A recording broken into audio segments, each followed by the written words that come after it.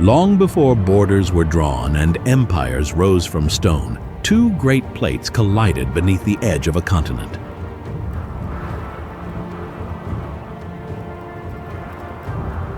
The earth buckled, mountains climbed into the sky. Volcanoes opened scars across the land and filled the air with fire. To the east, ancient seas dissolved entire worlds beneath the surface, carving hidden rivers through limestone and darkness.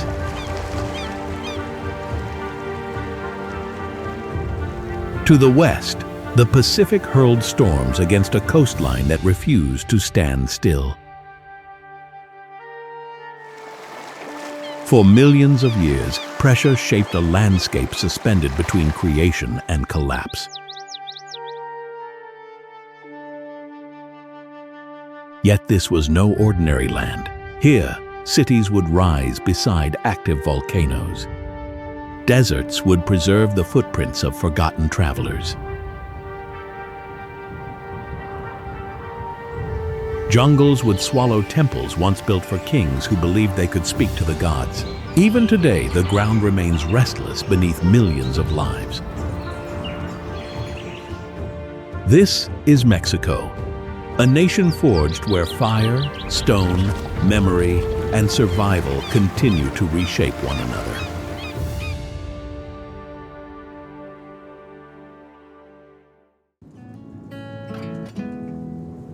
Mexico City does not begin with skyscrapers. It begins with a lake that no longer exists.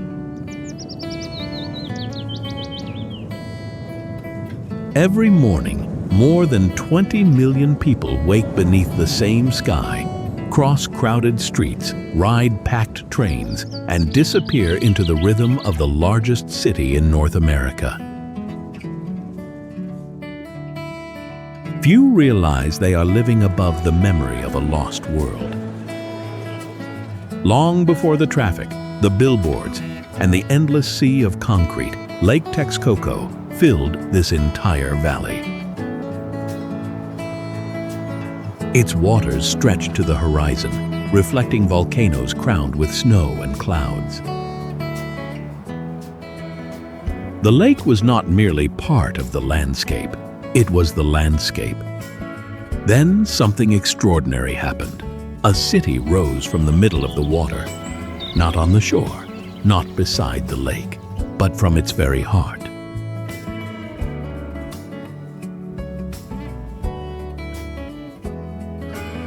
According to Aztec tradition, the place was chosen after a sacred vision of an eagle standing upon a cactus.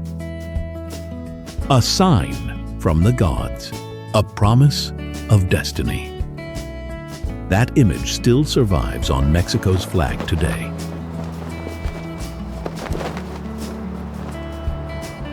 The city they built was called Tenochtitlan.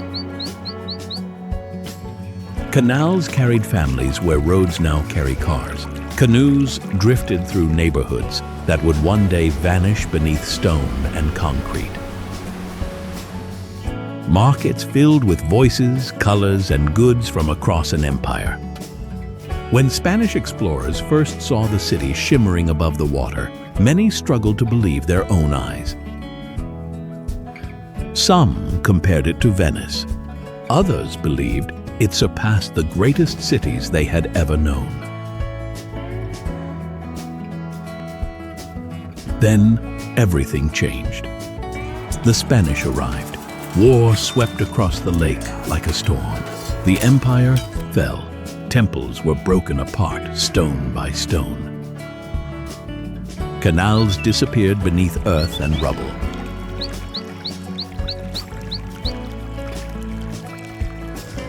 A new city rose from the ruins of the old. Mexico City still stands there today, but the lake never truly left.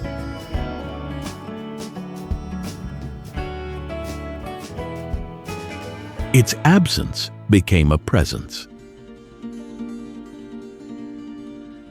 Its memory settled beneath every street, every church, every plaza, and every home.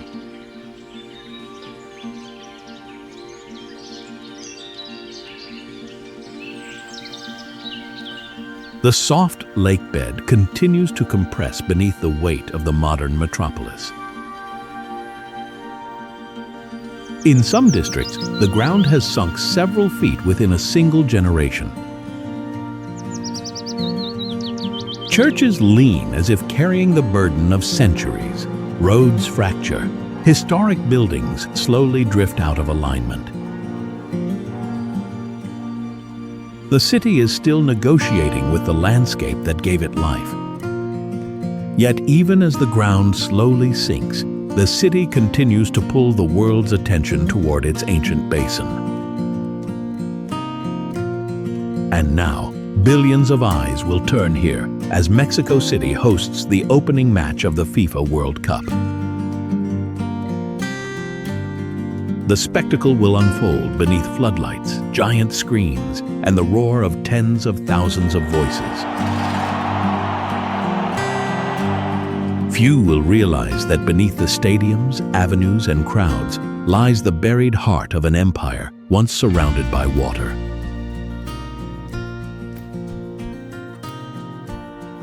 What appears to be solid ground is the floor of a vanished lake, and beneath the noise, the lights, and the restless movement of millions, the water still remembers where it once touched the sky.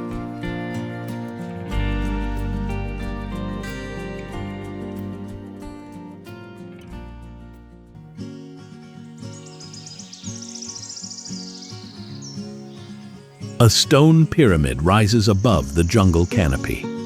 It appears almost impossible, as if the forest opened for a moment and revealed a memory it had been hiding for centuries.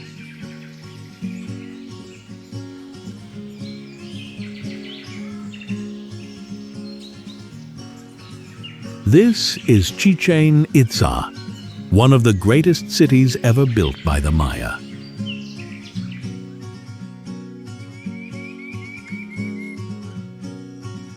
Long before Europe emerged from the Middle Ages, Maya astronomers were already tracking the movements of planets and predicting celestial events with remarkable precision.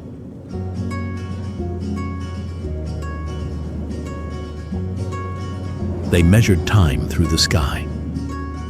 The sun, the moon, and the stars shaped their calendars, their agriculture, and their understanding of existence itself. At the center of the city stands El Castillo, a pyramid designed with such precision that during the equinoxes, shifting shadows create the illusion of a serpent descending its staircase. For the Maya, this was not architecture. It was a conversation with the cosmos.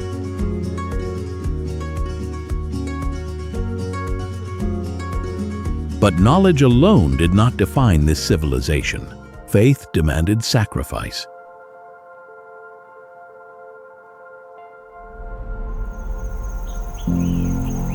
Deep beneath the jungle, natural sinkholes known as cenotes connected the surface world to the realm of the gods.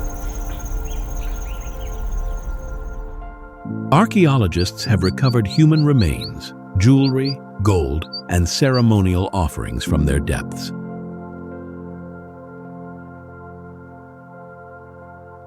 Many were placed there as part of sacred rituals. Some never returned.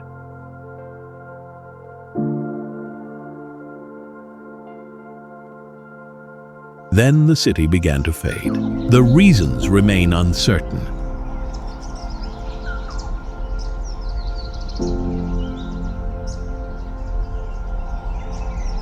Drought, conflict, political instability, and environmental pressure may all have played a role. A civilization that once commanded vast territories slowly fragmented.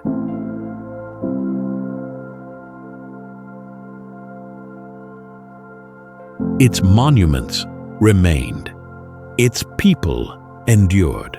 but the city was abandoned to silence. For centuries, vines climbed the stone. Roots split walls apart.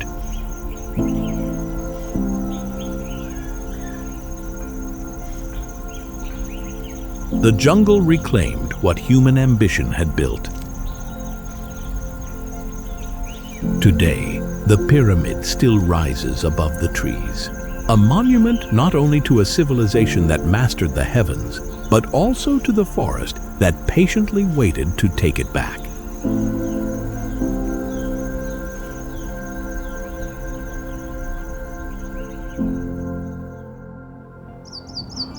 After leaving Chichen Itza, head to the cenotes of Yucatan.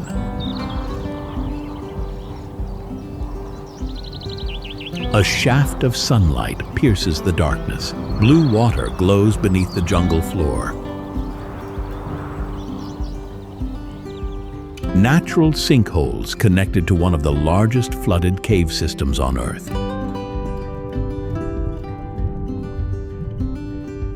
"65 million years ago, a massive asteroid struck the nearby coast of the Yucatan Peninsula. The impact released unimaginable energy. Forests burned, the climate changed, and the age of the dinosaurs came to an end.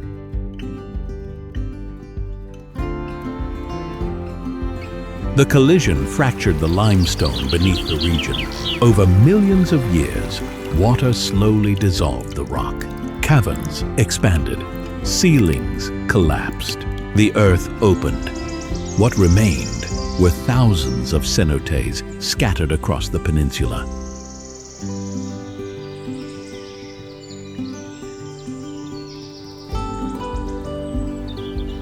Some appear as clear pools beneath the sun. Others descend into vast underwater chambers hidden in darkness.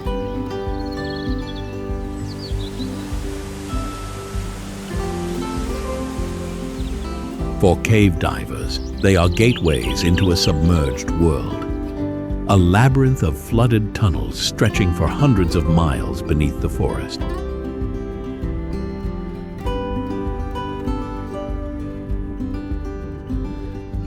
But for the Maya, these waters carried a different meaning.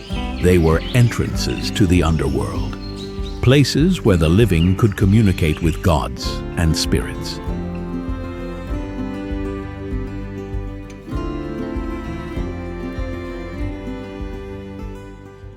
Faith drew people to their edges, so did sacrifice.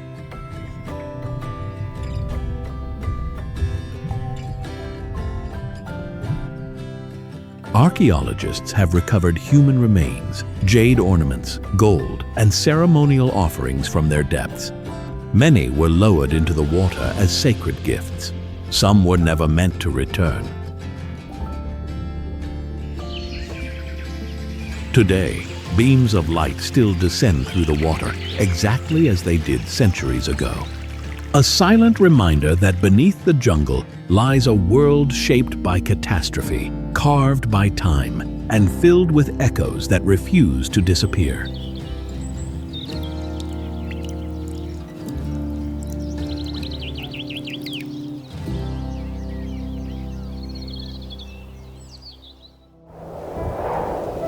Farther south, Mexico tells a different story. Not through volcanoes or lost cities swallowed by jungle, but through people. In Oaxaca, the past was never buried. It remained alive.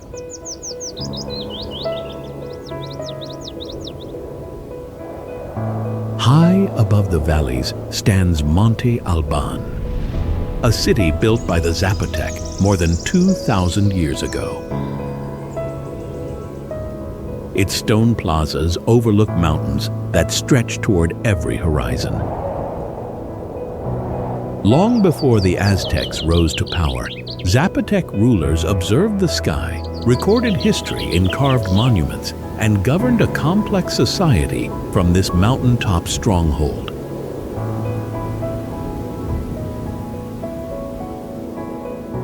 Empires came and went.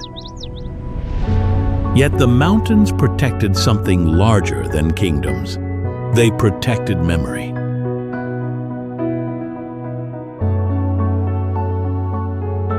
Today, Oaxaca is often described as the most culturally indigenous region in Mexico.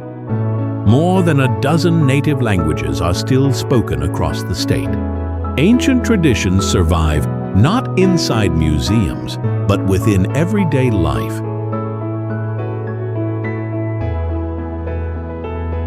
The markets begin before sunrise.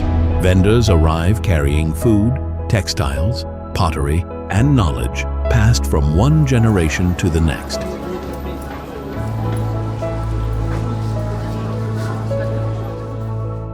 Hands move across wooden looms exactly as they have for centuries. Threads become patterns. Patterns become stories.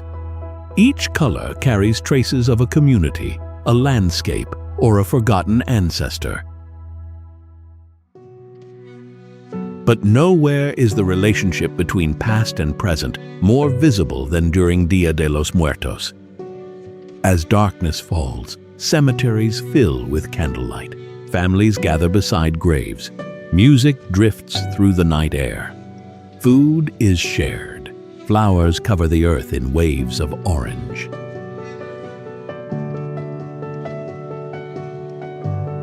What appears to be mourning is something else entirely.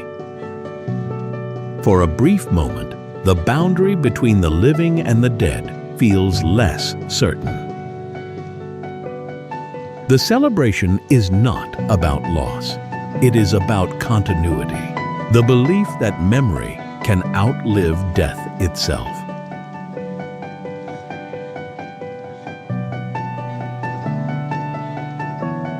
Its roots reach deep into the ancient world. Long before Christianity arrived in the Americas, Aztec beliefs viewed death not as an ending, but as another stage of existence. The fate of a soul depended less on morality than on the manner of death itself.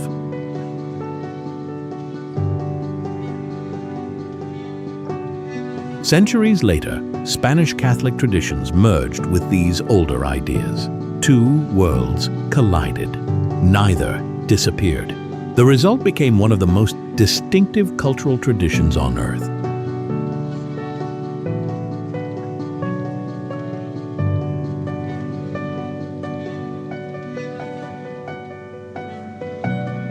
Photographs are placed beside candles.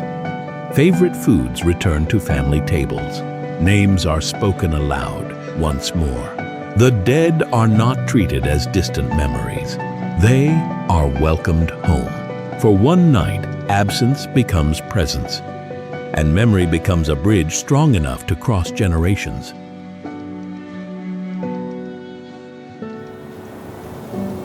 In many parts of the world, modernization erased what came before. Oaxaca resisted. The old languages remain. The old rituals endure. The old stories continue to be told. And as candle flames flicker across ancient mountains, Oaxaca feels less like a place preserved in time and more like a civilization that never agreed to disappear.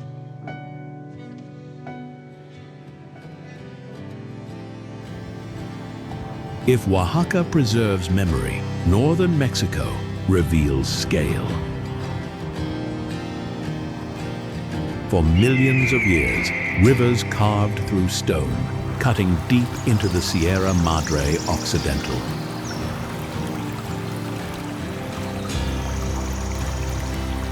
Layer by layer, the earth opened into a vast labyrinth known as Copper Canyon. Despite its name, it is not a single canyon, but a network of 6 major canyons spread across the mountains. Together, they cover an area even larger than the Grand Canyon. Ridges fade into the horizon.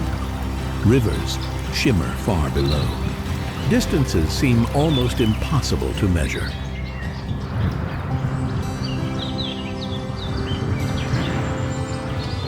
For generations, these remote landscapes sheltered the Tarahumara, or Raramuri, whose name means those who run. Long before modern athletics, they crossed these canyons on foot, traveling extraordinary distances through some of Mexico's most challenging terrain. Their greatest strength was never speed, but endurance. Today, another journey winds through the mountains. The El Chepe Railway, one of North America's most spectacular train routes, crosses bridges, tunnels, and steep canyon walls. Below, the rivers continue their slow work. The cliffs keep eroding.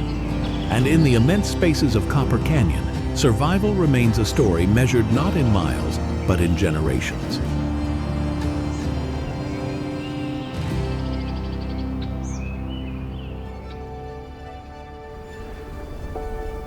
Where the canyon's end, fire returns. Above the valleys of central Mexico stands a mountain that refuses to sleep. Popocatépetl, one of the most active volcanoes in North America. Ash still rises from its crater. The ground still shifts beneath it. The volcano was born where tectonic plates collide beneath Mexico. Pressure builds. Rock melts. The earth opens. Popocatépetl stands among the giants of the Trans-Mexican volcanic belt. Yet geology is only part of its story. According to Aztec legend, the mountain was once a warrior.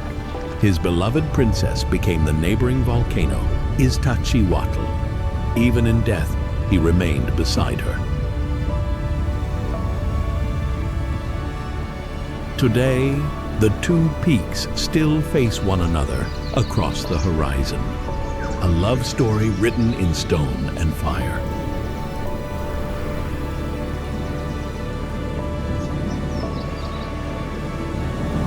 Below them, millions live in the shadow of eruption.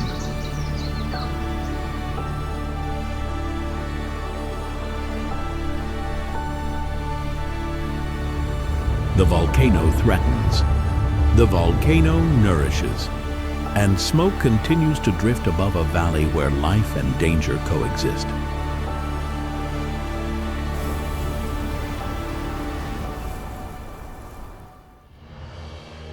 Beyond the volcanoes, the mountains become a canvas of color. Houses spill down steep hillsides in shades of red, yellow, blue, and orange.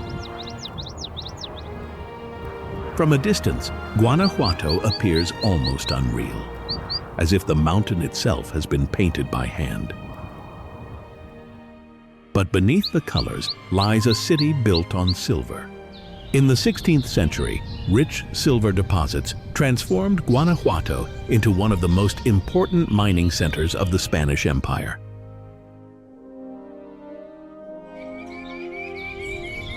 Fortunes emerged from the surrounding hills. Churches rose, palaces followed, and wealth flowed across the Atlantic toward Europe.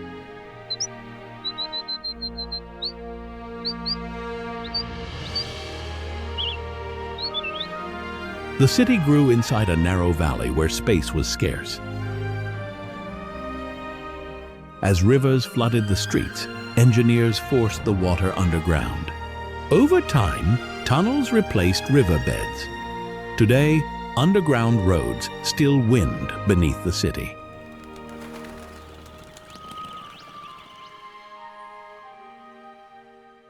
Yet Guanajuato is remembered for more than silver. In 1810, the struggle for Mexican independence erupted here. Rebels stormed a fortified granary in one of the revolution's defining battles.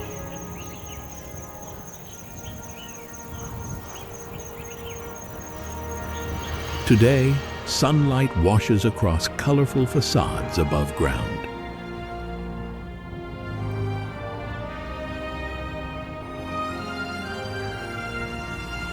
History moves quietly below.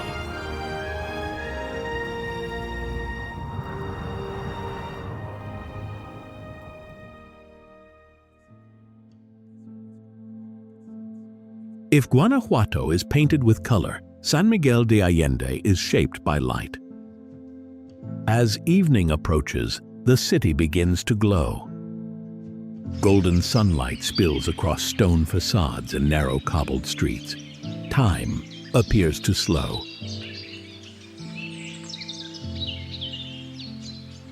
At the center rises a pink stone silhouette unlike anything else in Mexico, the Parroquia de San Miguel Arcángel.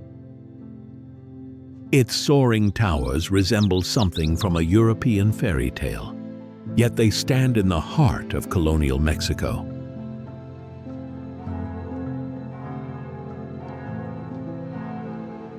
The city emerged during the Spanish colonial era as an important stop along the trade routes that connected silver mines to the wider empire. Merchants arrived. Wealth followed. Churches, mansions, and plazas transformed the hillside settlement. But unlike many historic cities, San Miguel escaped large-scale modernization. Its architectural character endured. Its streets remained human in scale. Its skyline remained untouched.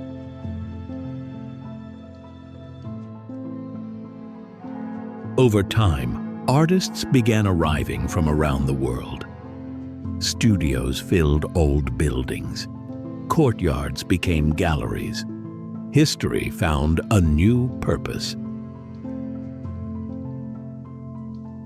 Today, the city feels suspended between past and present. Stone walls still reflect the same evening light they reflected centuries ago.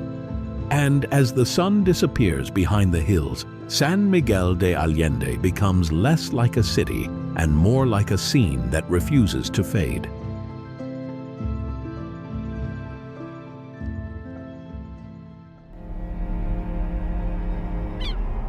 Where the desert reaches the sea, life should become scarce. Instead, it explodes. Along the coast of Baja California, barren mountains descend into turquoise water. Rock, sand, and cactus dominate the land. Yet beneath the surface, another world begins.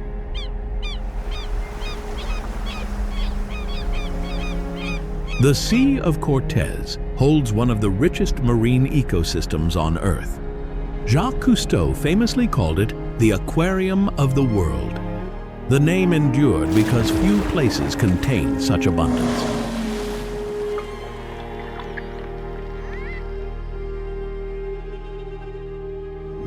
Whale sharks drift through nutrient-rich waters. Sea lions patrol rocky islands. Dolphins race across sheltered bays. Humpback whales arrive from distant oceans.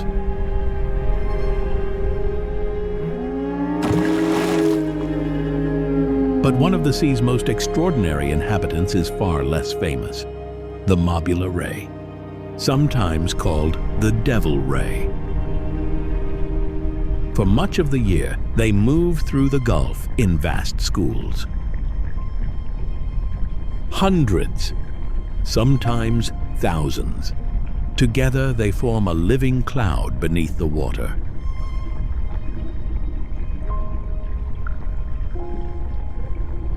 Then something remarkable happens. Without warning, entire groups launch themselves into the air. Dark wings break through the surface. Bodies twist above the waves. The sea erupts with the sound of hundreds of impacts. Scientists still debate exactly why. Communication, courtship, parasite removal. social behavior. No single explanation fully accounts for the spectacle. The mystery remains. Their tendency to gather in large groups makes them vulnerable to fishing nets, vessel strikes, and growing human activity. What appears to be an endless ocean can become surprisingly fragile.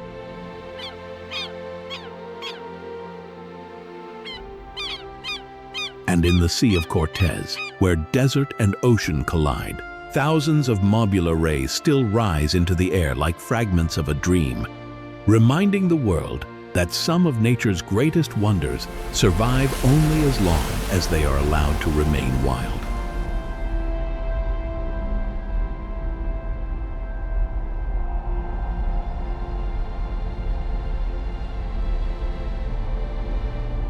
Life persists against odds.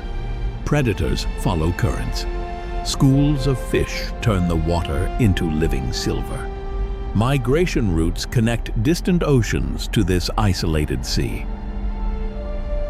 As evening light fades across desert cliffs, a whale surfaces through still water, carrying the breath of an entire wilderness.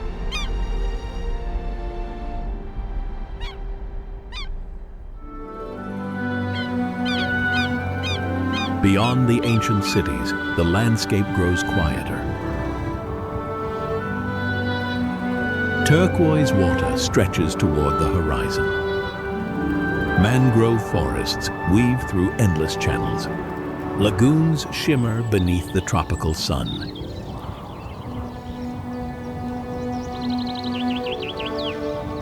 This is SIAN Kaan. Its name means origin of the sky.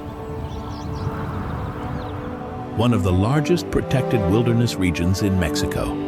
Here, fresh water and salt water merge into a vast ecological mosaic. The boundaries between land and sea begin to dissolve.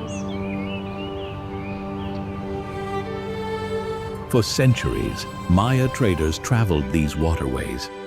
Canoes carried goods along coastal routes, linking distant settlements across the Yucatan Peninsula. The channels became highways. The lagoons became crossroads.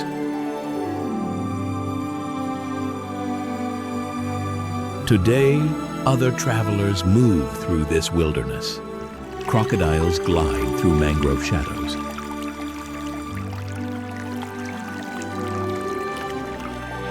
Dolphins patrol shallow bays. Manatees drift beneath the surface like relics from another age. Much of the ecosystem remains remarkably untouched.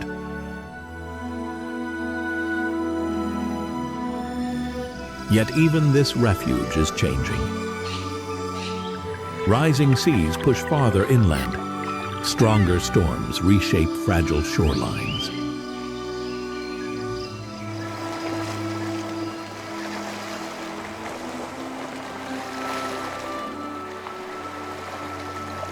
Coral reefs struggle beneath warming water.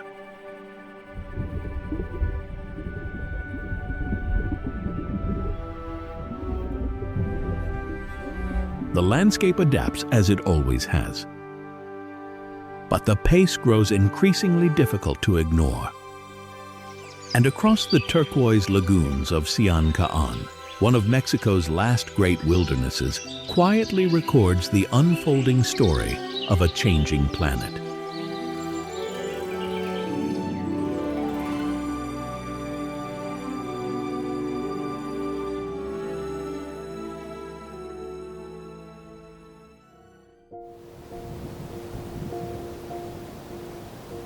Not all lost cities vanished beneath jungle. Some remained exposed beneath the open sky.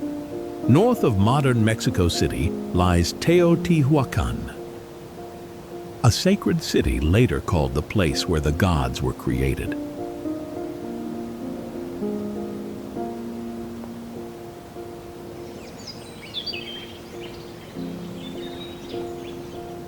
Between the 1st and 7th centuries, it grew into one of the largest urban centers in the ancient world. Its builders remain partly mysterious.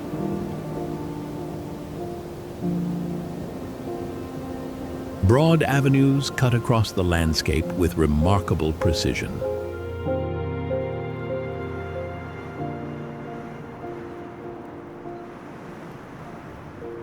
Pyramids rise according to a carefully planned geometric design.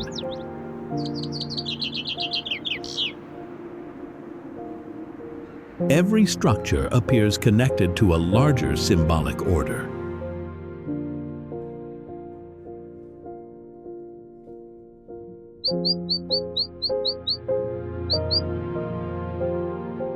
For centuries, pilgrims walked these streets seeking meaning.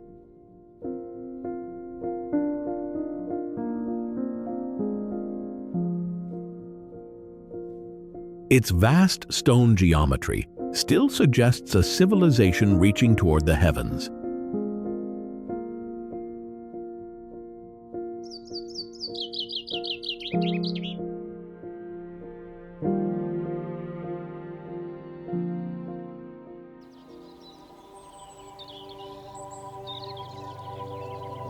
On the cold mountain slopes of central Mexico, an oyamel fir forest stands motionless in the mist. From a distance, it does not look very different from other mountain forests. But in winter, this place becomes the final destination of one of the most mysterious journeys in the natural world.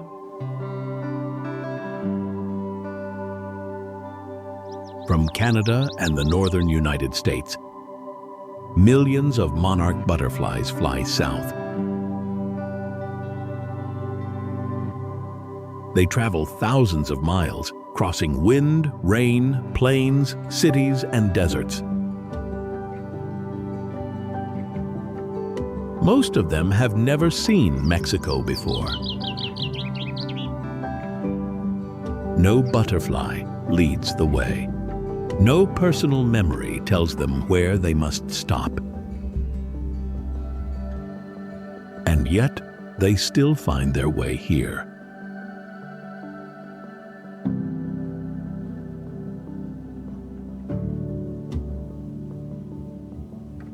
Inside the forest, they cling to tree trunks and cover the branches in a burning shade of orange.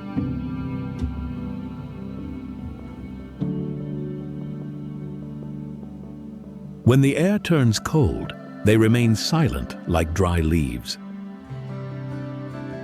Their tiny bodies conserve every last trace of energy, waiting for winter to pass.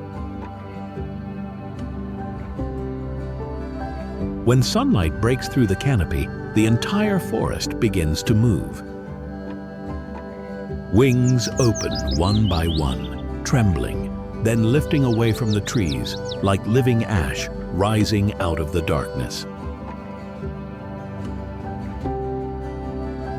That beauty is more fragile than it appears.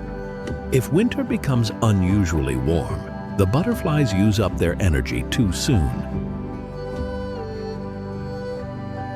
If milkweed disappears in the north, the next generation will have nowhere to begin.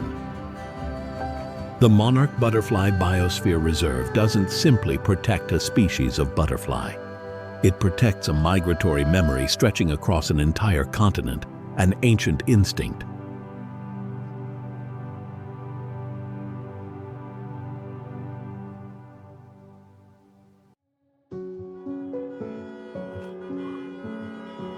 Puebla lies in the shadow of Popocatépetl, where volcanic fire shaped the land and generations of people left their mark in stone, tile, and faith.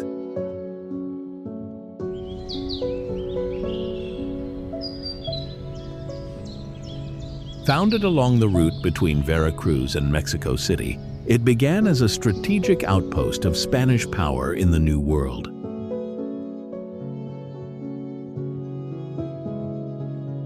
Over time, however, Puebla became far more than a stop on a trade route. It grew into a living archive of Mexico, where European Baroque architecture blended with indigenous craftsmanship and where churches, streets, and kitchens preserved centuries of cultural exchange.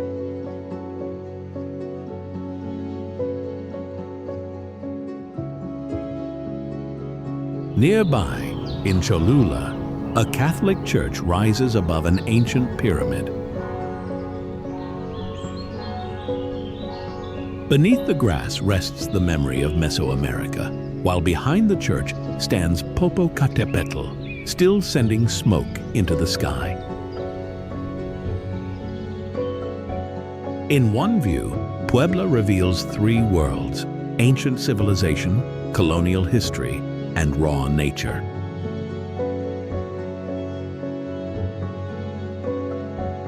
In 1862, the hills around the city became the stage for a defining battle. Mexican forces led by Ignacio Zaragoza halted the advance of the French army, transforming Puebla into a symbol of resistance. Since then, the city has been remembered not only for its architecture and cuisine, but also as the place where a smaller nation stood against an empire and refused to yield.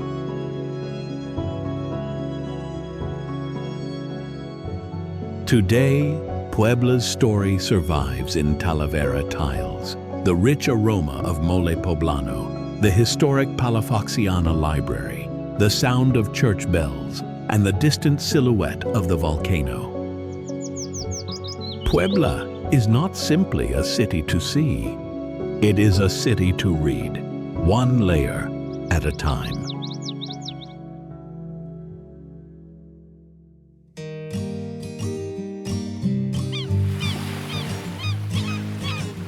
Where the Gulf of Mexico meets the Yucatan Peninsula, stone walls face the sea. This is Campeche.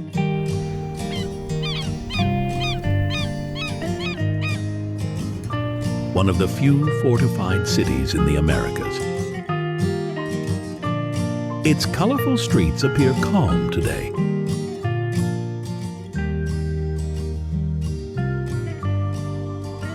But for centuries, danger arrived from the horizon.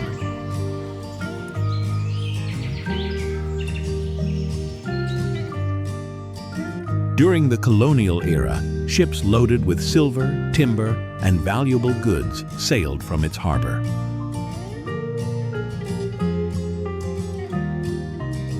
The wealth attracted pirates. Raids became so frequent that massive defensive walls and bastions were built around the city.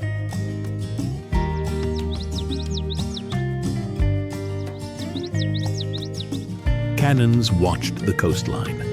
Lookouts scanned the sea. The attacks eventually faded. The walls remained.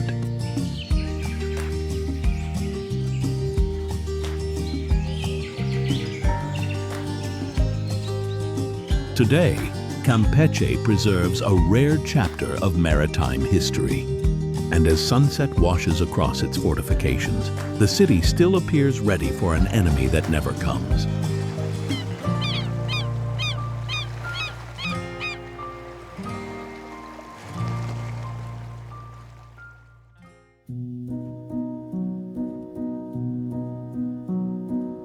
Farther inland, the stone changes color. Golden pink walls glow beneath the highland sun. This is Morelia, a city shaped by the ambitions of colonial Spain.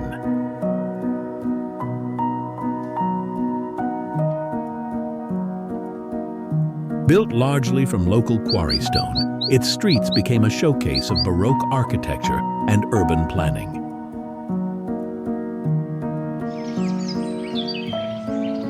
Church towers rise above broad plazas.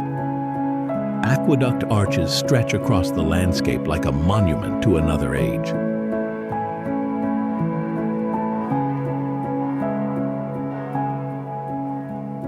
Yet Morelia is more than preserved architecture. It played a significant role in Mexico's struggle for independence. Several key figures of the movement were born here.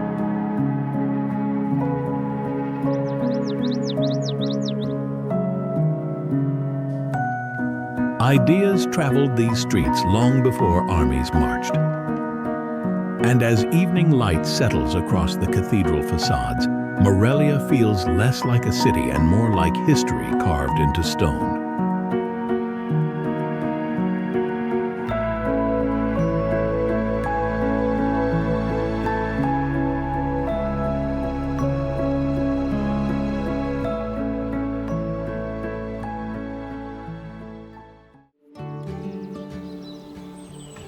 Beyond the colonial heartlands, another city rose from the promise of silver. Zacatecas clings to the sides of a steep valley beneath rugged hills. Its streets climb toward the sky. Church towers emerge from stone and shadow. Above them stands Cerro de la Bufa, a rocky summit that watches over the entire city. Everything changed in 1546. Prospectors discovered rich silver deposits beneath these mountains. The finding triggered a rush of wealth and ambition. Miners descended into the earth. Fortunes emerged from darkness. Zacatecas soon became one of the most important mining centers in New Spain. Silver from these hills helped fuel an empire that stretched across oceans.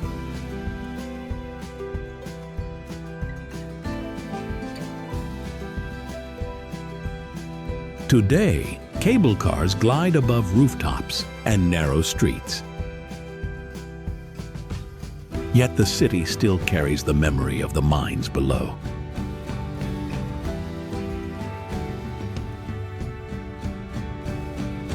And as evening light settles across Cerro de la Bufa, Zacatecas remains suspended between the riches of the earth and the heights above it.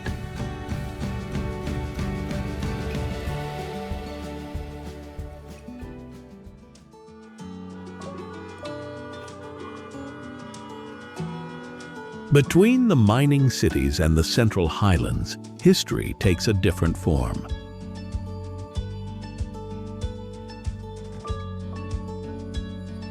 Stone arches rise across the horizon. They seem too large for the landscape around them.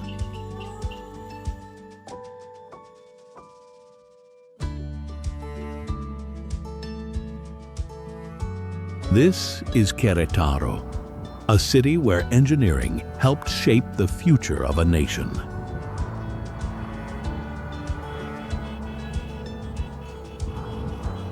Its famous aqueduct stretches across the valley with more than 70 arches carved from pink stone. Built in the 18th century, it carried water to a growing colonial settlement.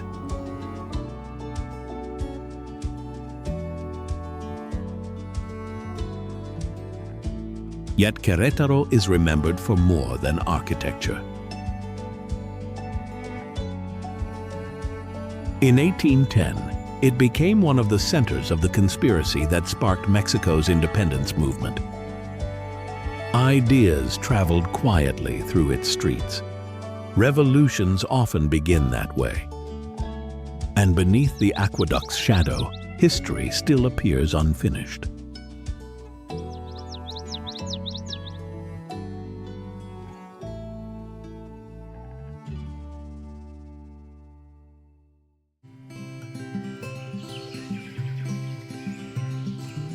Beyond colonial streets, another story unfolds beneath painted domes above. Long corridors echo through a complex built for shelter care. This is Hospicio Cabañas, one of Mexico's great cultural landmarks.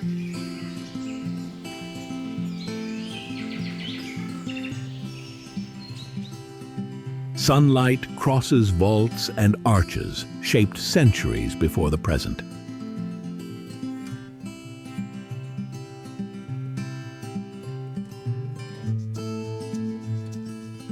Yet the walls tell a far more restless story today.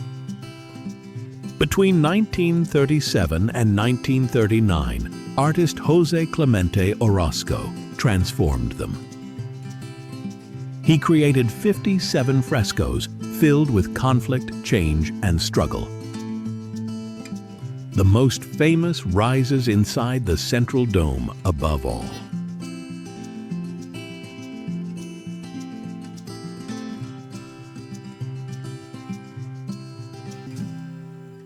A figure emerges from flames, surrounded by motion and fire. The Man of Fire remains one of the 20th century masterpieces.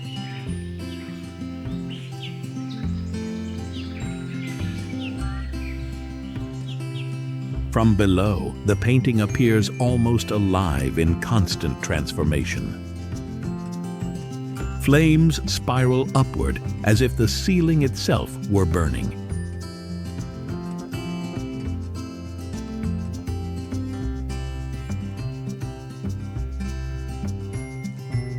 Outside, the city of Jalisco continues across the horizon beyond. And beneath the dome, fire becomes memory carved into plaster.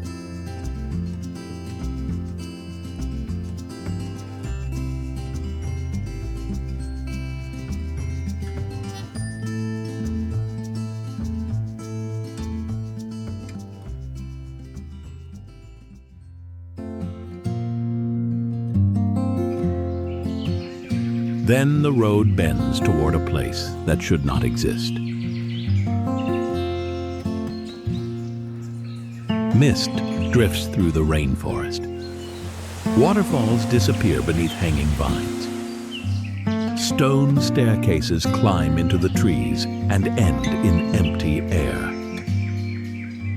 Nothing here follows ordinary logic. This is XILITLA.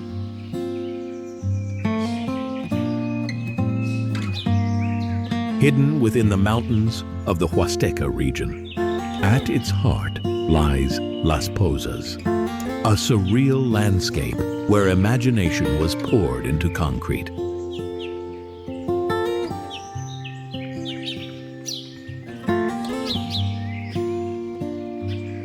Columns rise without purpose. Arches frame fragments of sky. Balconies hang above rushing water.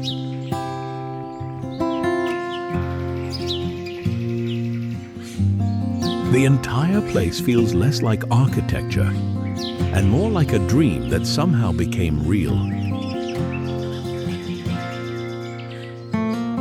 Its creator was Edward James, an English poet and patron of the Surrealist movement.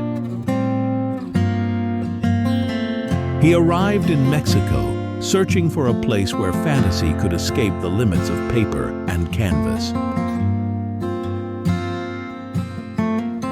At first, he filled the land with rare orchids and exotic animals. Then disaster struck. A severe frost destroyed much of the garden he had spent years cultivating.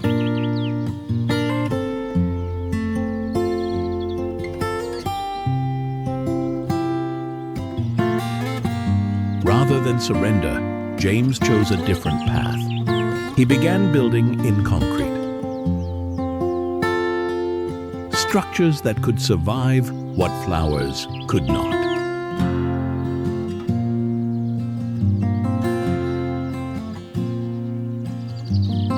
Over the following decades, staircases, towers, gateways, and platforms emerged from the rainforest.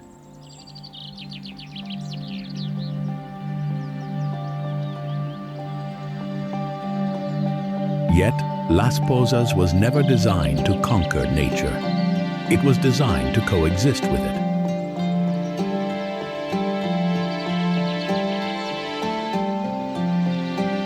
The jungle continued to grow, roots wrapped around pillars, moss-covered walls. Streams flowed beneath the structures and through them.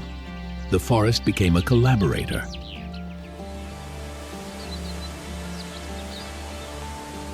And in XILITLA, that uncertainty is the point. Edward James did not build a garden to control nature. He built a dream.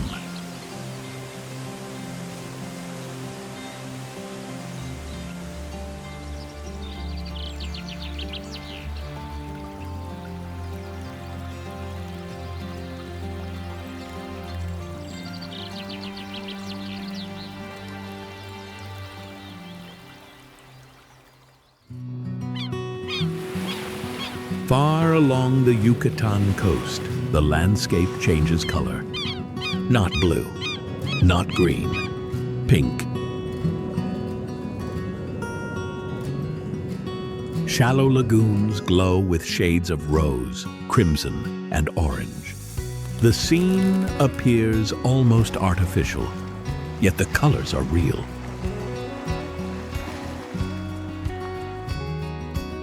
This is Rio Lagartos and Las Coloradas, a place where biology, salt, and water combine to create one of Mexico's most unusual landscapes.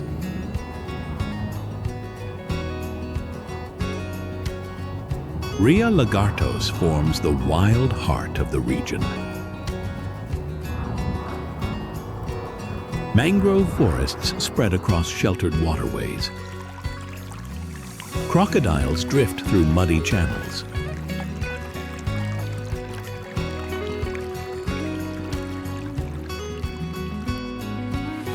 Sea turtles nest along remote beaches.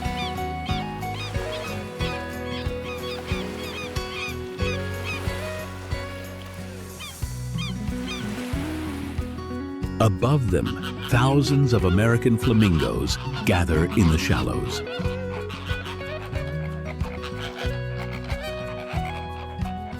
They are the true architects of the landscape's color story.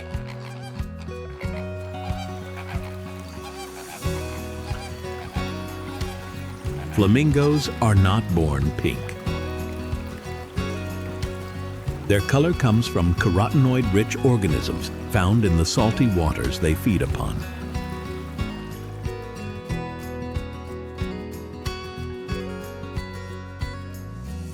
The brighter the birds, the healthier the ecosystem that supports them. Pink becomes evidence, a signal that life is thriving.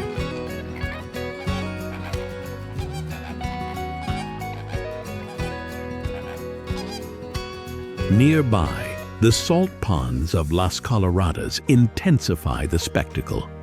Extreme salinity allows microscopic organisms to flourish, turning entire pools into vivid shades of red and pink.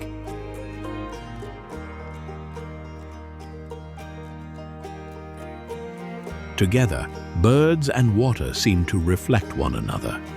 In recent years, more than 14,000 flamingo nests have been recorded across the reserve.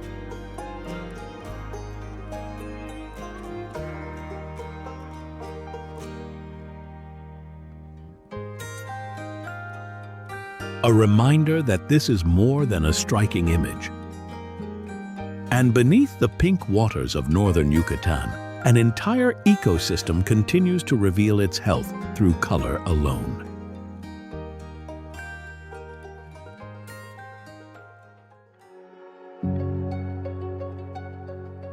As the last light fades across the Yucatan Peninsula, flamingos gather in the shallows.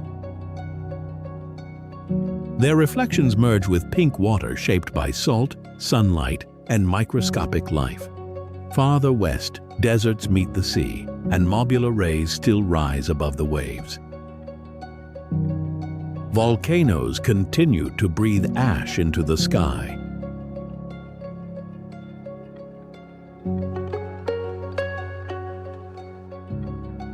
Ancient cities remain beneath modern streets. Jungles close around, forgotten stone. Across Mexico, fire, water, time, and memory continue their patient work.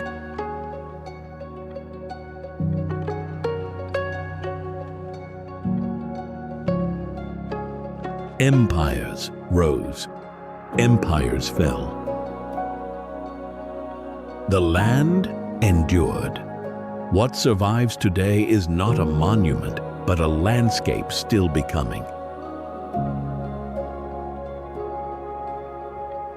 And as darkness settles over Rio Lagartos, thousands of flamingos stand motionless, their colors fading into evening shadows.